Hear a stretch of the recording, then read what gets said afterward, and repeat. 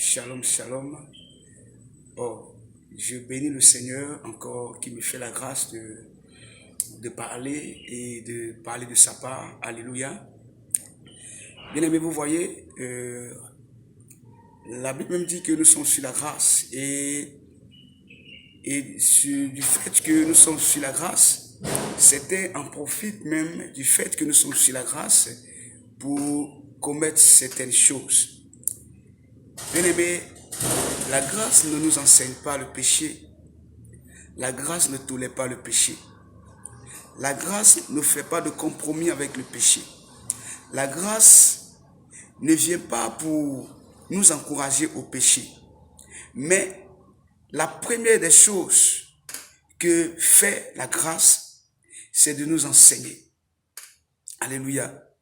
La Bible dit dans le livre de Tite que la grâce de Dieu, source de salut pour tous les hommes, elle nous enseigne d'abord à renoncer. D'abord, tu comprends que la grâce dans laquelle nous sommes, elle nous enseigne dans un premier temps à renoncer. Donc, celui qui est dans le monde et qui vient à Jésus-Christ et qui pense que en Jésus-Christ, on peut se laisser aller, on peut vivre comme on souhaite, on peut vivre comme on veut. La grâce, elle nous enseigne dans un premier temps à renoncer. Donc tu comprends par là que celui qui n'a pas renoncé, alléluia, n'est pas en train de vivre pleinement la grâce de Dieu. Tu dois renoncer à ton ancienne vie.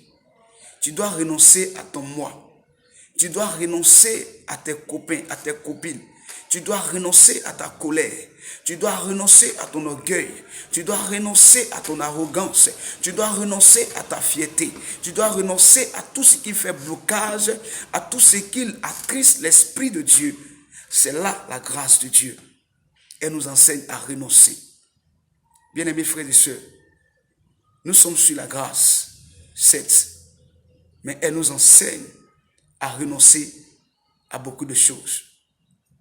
Ce matin, je vais t'exhorter à renoncer. Ce matin, je vais t'exhorter à mener cette vie de renoncement. Vous voyez, quand Dieu a appelé Abraham, Dieu lui a dit, quitte ton père, quitte ta mère, quitte ta patrie, quitte pour un endroit que je t'indiquerai. Alléluia. Celui qui n'a pas quitté, celui qui n'a pas renoncé, n'aura jamais le vrai bonheur qui est attaché au christianisme. Et une pensée que le Seigneur m'a donnée, cette pensée c'était celui qui n'a jamais quitté a peur de quitter parce qu'il n'avait jamais quitté. Mais par contre, celui qui a quitté, celui qui avait déjà quitté, n'a pas peur de quitter parce qu'il avait déjà quitté. Je répète, celui qui n'a pas quitté a peur de quitter parce qu'il n'avait jamais quitté. Mais par contre, celui qui a déjà quitté n'a pas peur de quitter parce qu'il avait déjà quitté. Et il continue, il dit, car la vie chrétienne a pour fondement le quitter. Car celui qui n'a pas quitté n'a pas le vrai bonheur qui est attaché au christianisme.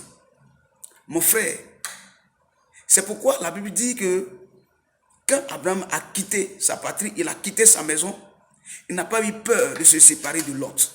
Alléluia. Il n'a pas eu peur de donner Isaac. Alléluia.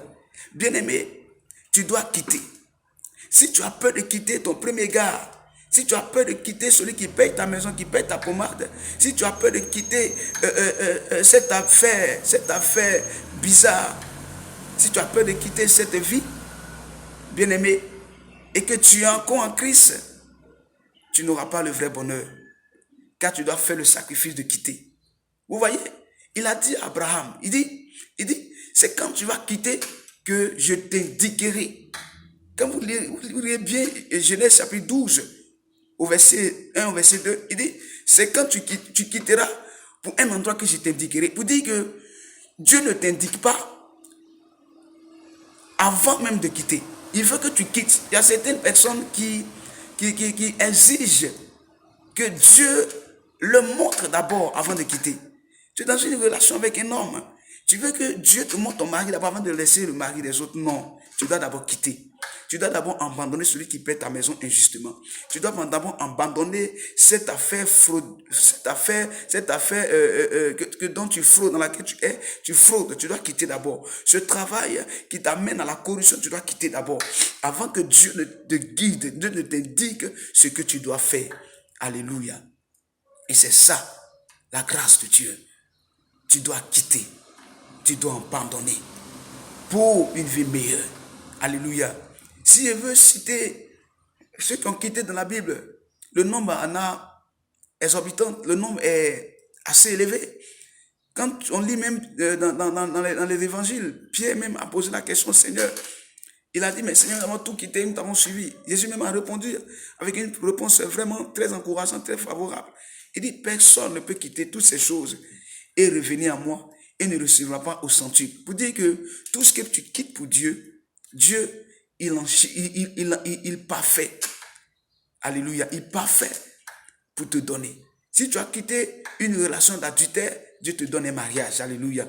Si tu quittes un travail dans lequel il y a beaucoup de fraude, il y a beaucoup de corruption, bien aimé, Dieu te donnera un travail stable où tu auras un poste élevé. Alléluia.